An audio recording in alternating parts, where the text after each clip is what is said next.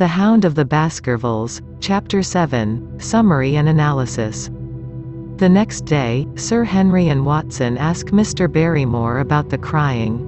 Barrymore claims that it was not his wife, but when Watson sees Mrs. Barrymore, he can't help but think that she looks as though she's been crying. This makes Watson very suspicious of Barrymore. Barrymore has already been eliminated as a suspect, however, since Holmes determined through his telegram that Barrymore was not in London when Sir Henry arrived.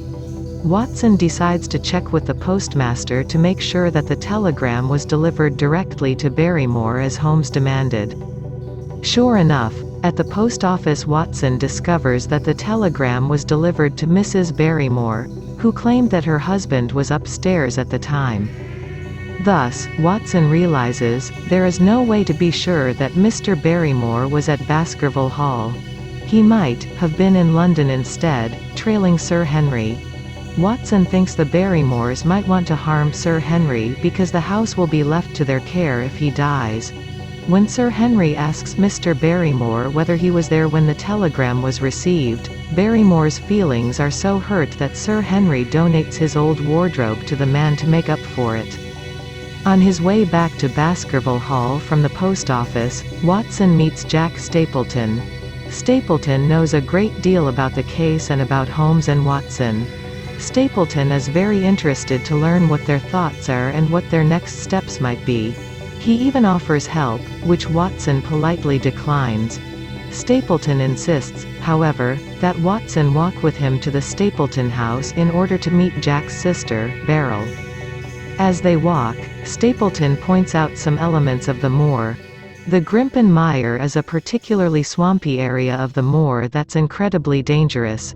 He and Watson even see a wild pony drowning to death in the marshes there, and they hear the strange baying of a dog. Stapleton claims to be the only person on the moor capable of navigating the Grimpen Mire. He has learned this skill, he claims, because he's a naturalist and the swampland is where all the best plants and insects are. Stapleton also points out some stone huts that he claims were once inhabited by Neolithic man. These huts still contain evidence of their ancient owners. As Watson and Jack approach the Stapleton home, Beryl Stapleton walks out to meet them. Jack is distracted by a butterfly and runs off to catch it. Beryl seizes this opportunity to talk to Watson alone. She hurriedly advises him to leave the moor at once, as he's in great danger. When Jack returns, however, Beryl quickly stops this line of conversation. When she learns that the visitor is Dr. Watson and not Sir Henry Baskerville, she blushes and says that her previous speech was aimed at the wrong person.